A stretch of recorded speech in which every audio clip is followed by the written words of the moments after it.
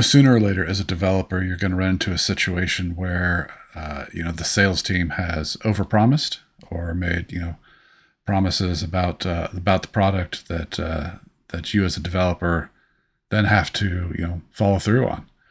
I've had a couple of times in my career situations where, the sales team would just say, "Oh yeah, the product does that," or yeah, the next release that's coming out, end of next week or whatever it is, will have that feature that you're asking about that you're looking for. Um, and sometimes it's just because salespeople are salespeople. You deal with that as a developer, and you have to put up with it, but it's not always a great situation. But there are some things that you can do to kind of mitigate that stuff, because you don't want to be left with a situation where promises were made and then you have to follow through and deliver on it. There are a couple things that I think are key. One is communicating. Sometimes that's the natural result of the development team not sharing information with the sales team. That the salespeople don't know what's going on with the product. They don't know what the roadmap is. They don't know what's coming out in the next release. They haven't been told, so they just make crap up in order to make their sales goals. So communication is key to that. Make sure that you're communicating what the plans are. Make sure you're communicating what the roadmap is. Make sure you're communicating what even the current sprint. Say, hey, these are the things that we're working on that are going to be hopefully done by the end of the sprint.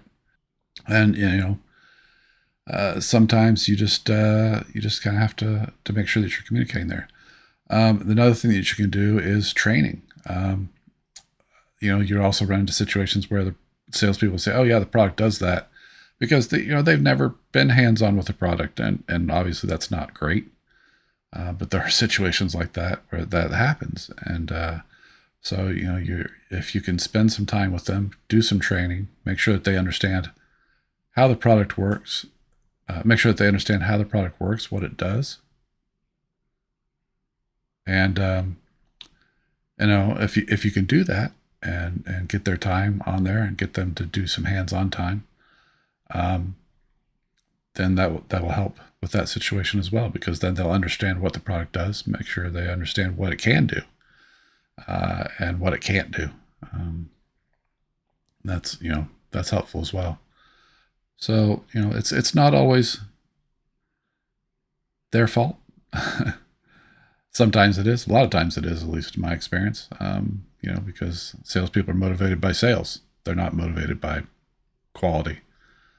So do what you can, and sometimes you have to put up with it, but do what you can to try to mitigate those situations. Just make sure that you're communicating, make sure that you're interacting, and hopefully then the sales team won't be the nemesis that they sometimes are to the development team.